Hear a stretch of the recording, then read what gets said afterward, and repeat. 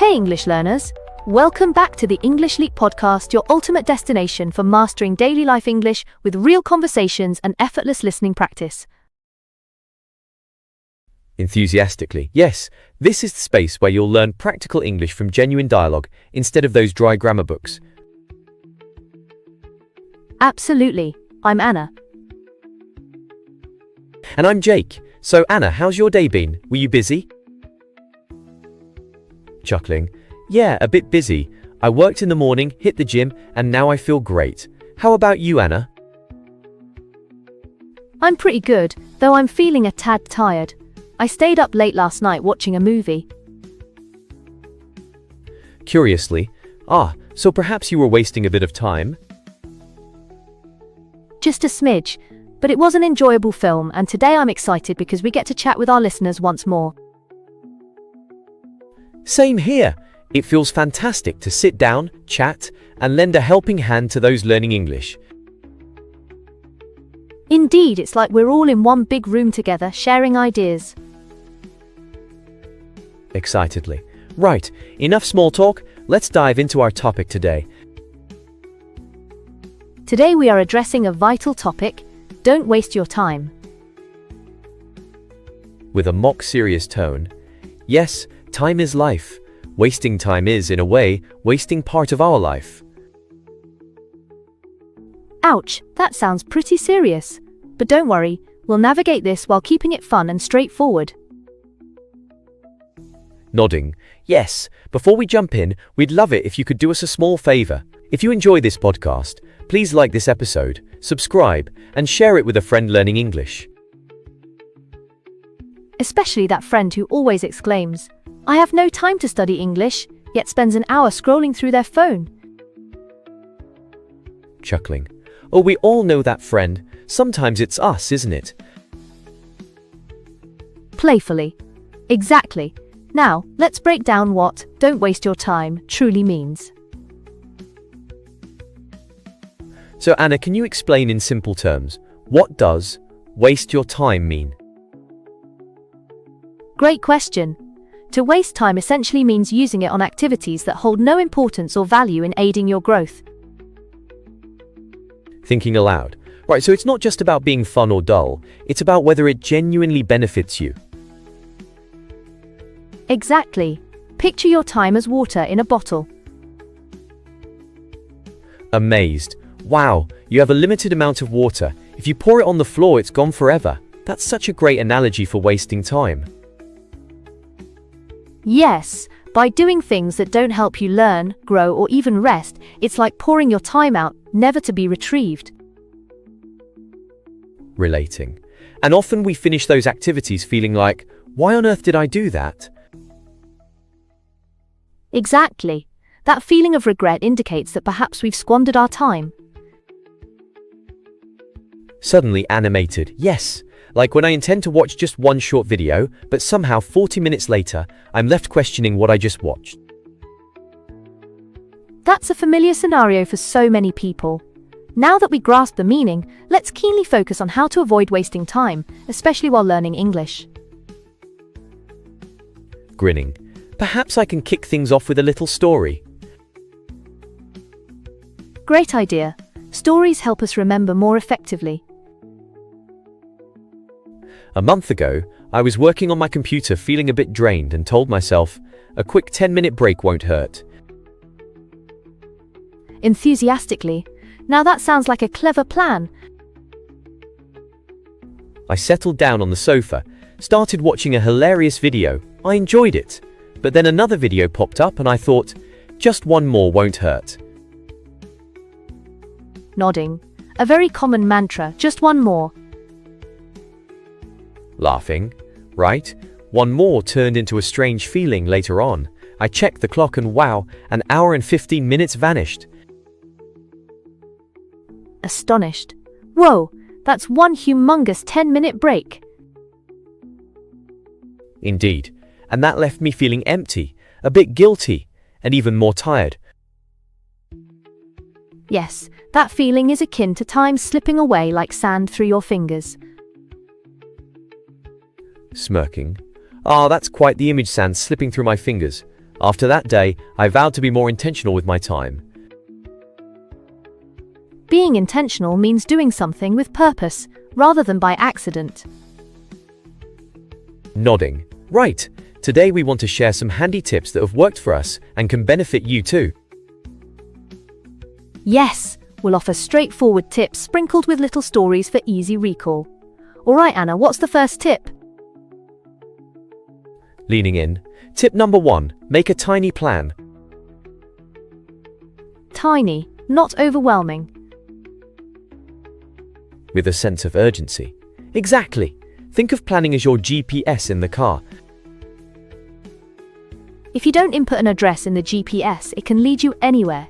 You could end up driving in circles, burning petrol, and wasting time. Nodding quickly. But when you enter a simple destination, the GPS directs you. Turn here, go straight, you will arrive. Thus, a tiny plan is akin to setting an address for your day. Looking intrigued. Completely. Many learners proclaim, "Today I will enhance my English," but that's way too broad and vague. Vague means unclear. Pondering. Yes, it's not precise at all. Instead, make a tiny plan like, "Today I will learn 3 new words." Or, today I will listen to 10 minutes of an English podcast. Or, today I will read 1 page of a story. Sighing in relief. That's such a manageable approach. I have a personal example of this. Curiously. Oh, do share. When I embarked on learning another language, my initial goal was to study for an hour daily. That felt daunting, and I often felt exhausted and skipped days. Nodding. That resonates with me. So, I shifted my focus. I aimed for just 10 minutes each day. Initially, that was my only commitment. Fascinated. And did that work better?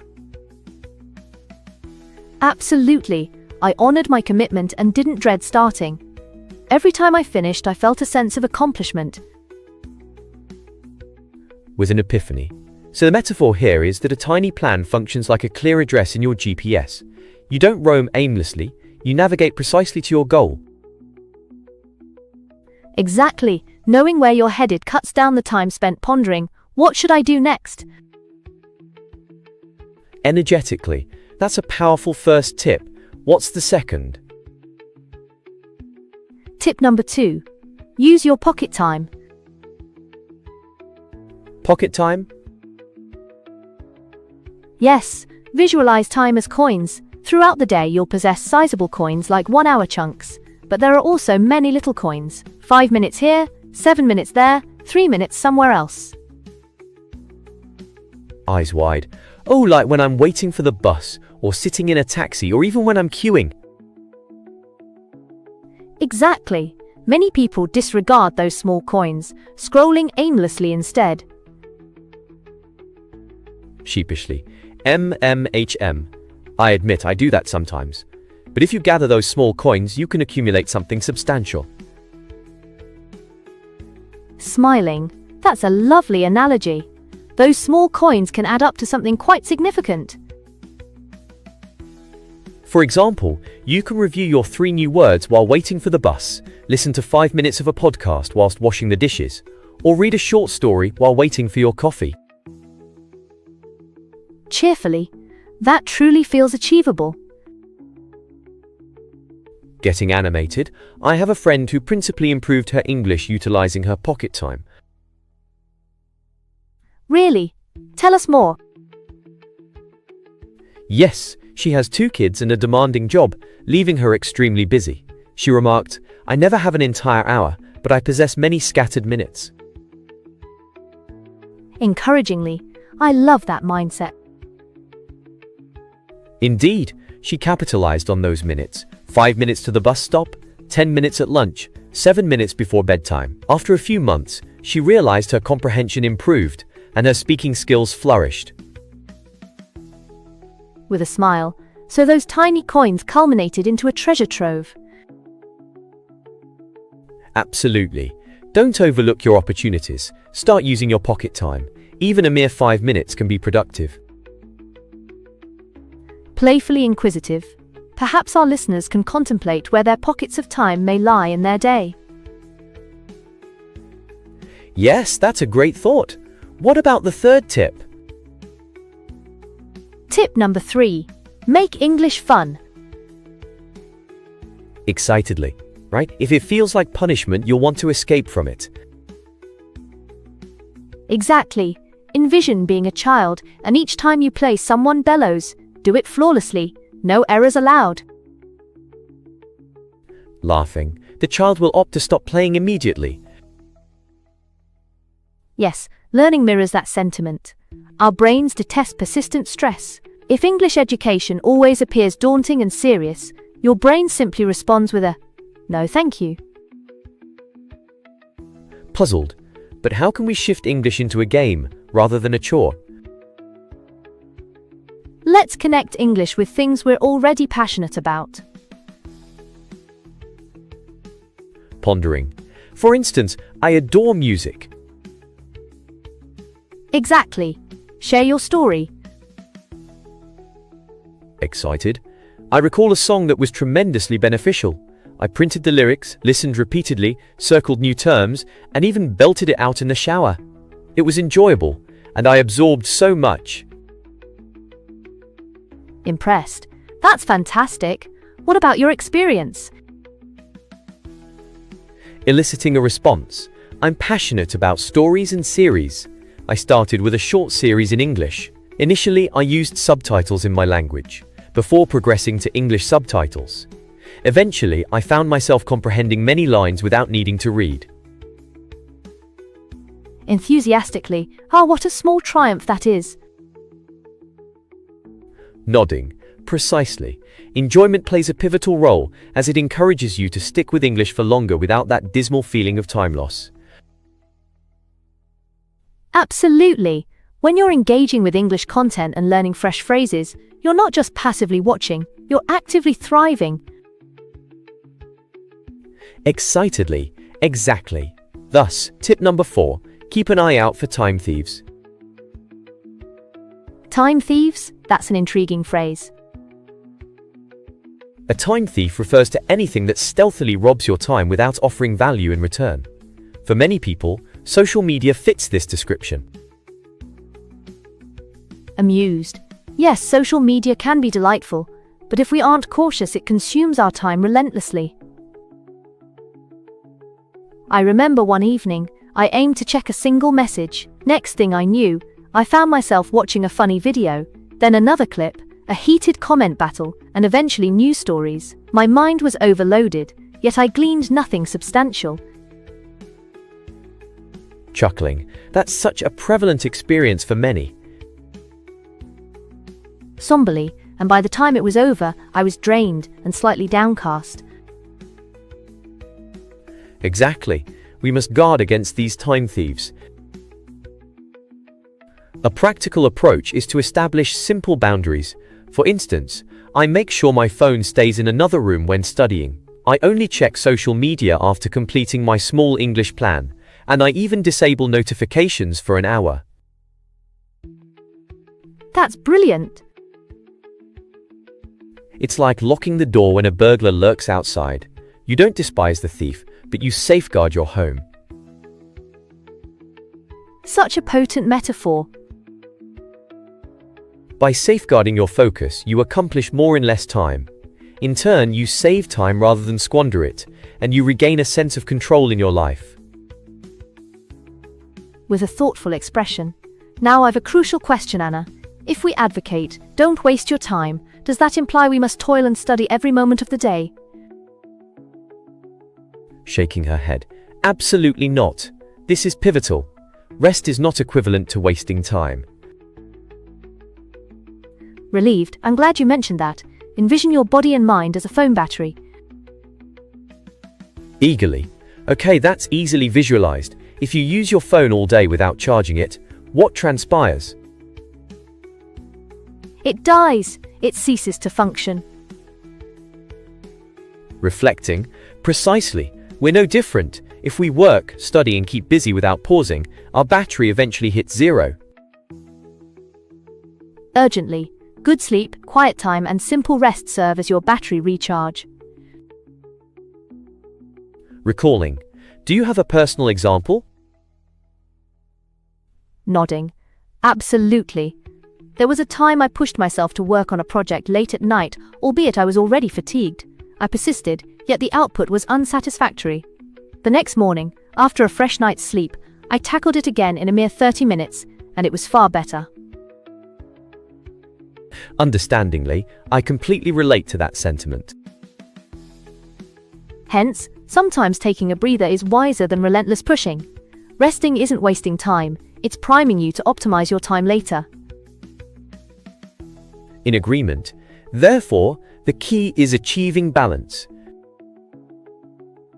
Yes, a little studying, a bit of work, some time for fun, and a dash for rest.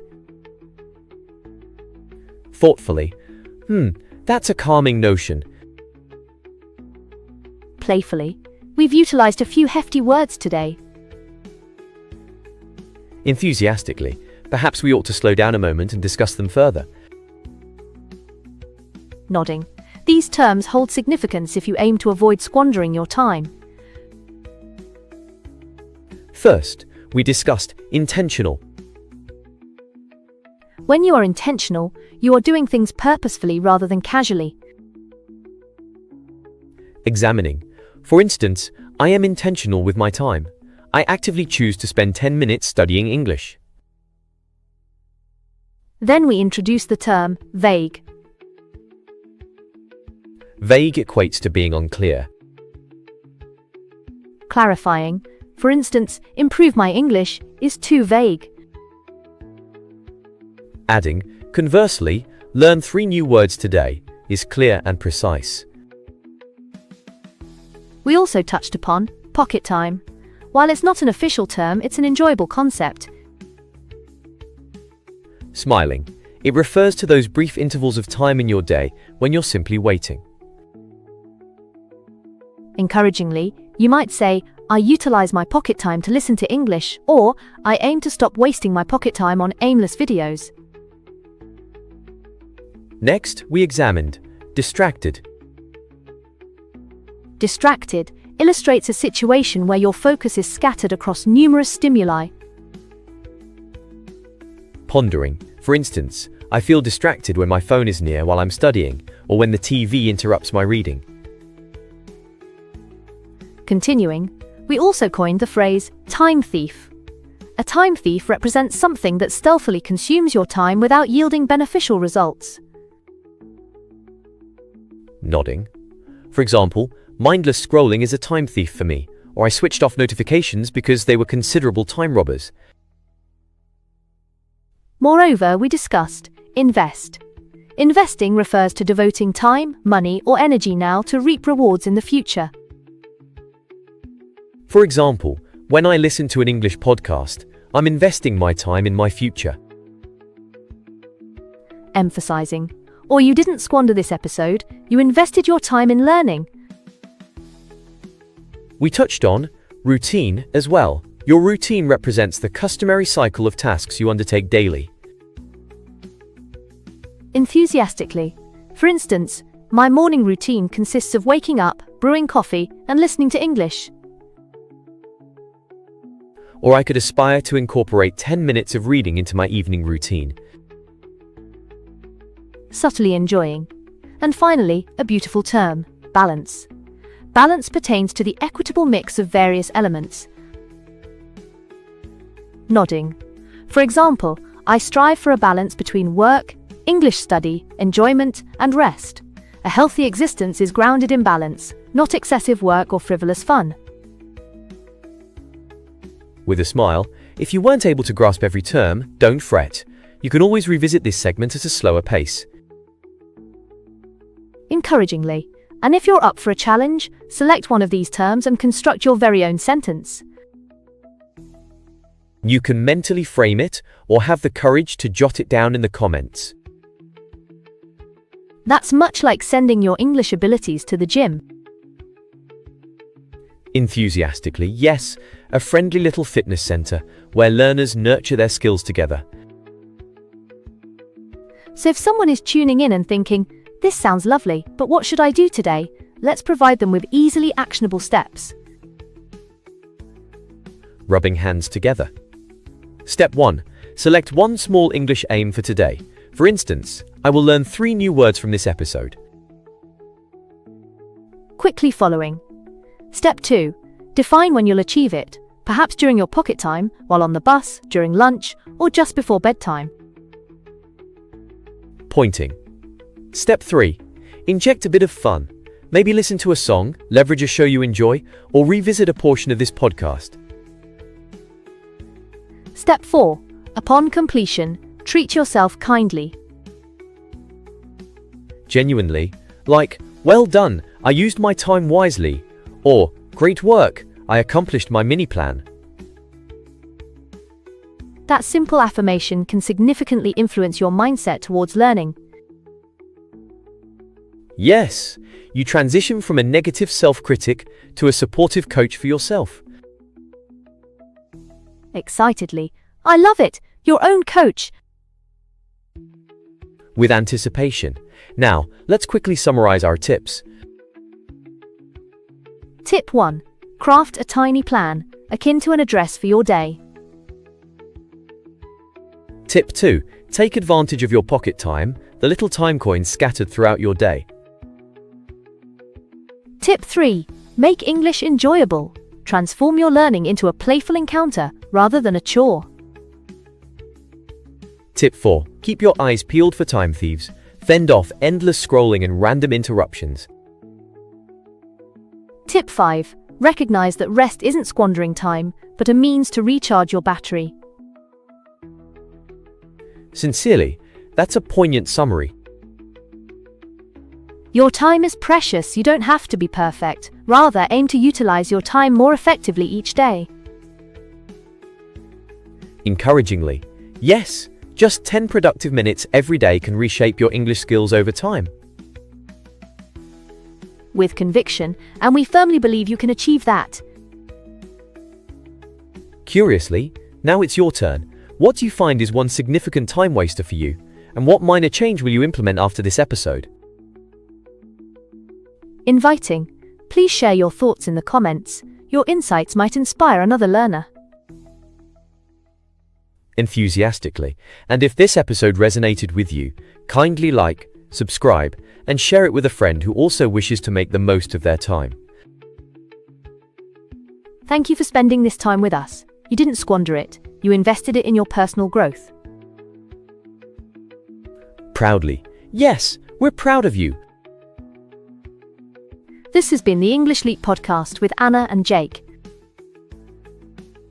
Until next time, use your time wisely and be kind to yourself. Wrapping up, remember your progress doesn't conclude here. To advance your English comprehension further, click on the next video or check out the additional selections we've thoughtfully curated for you.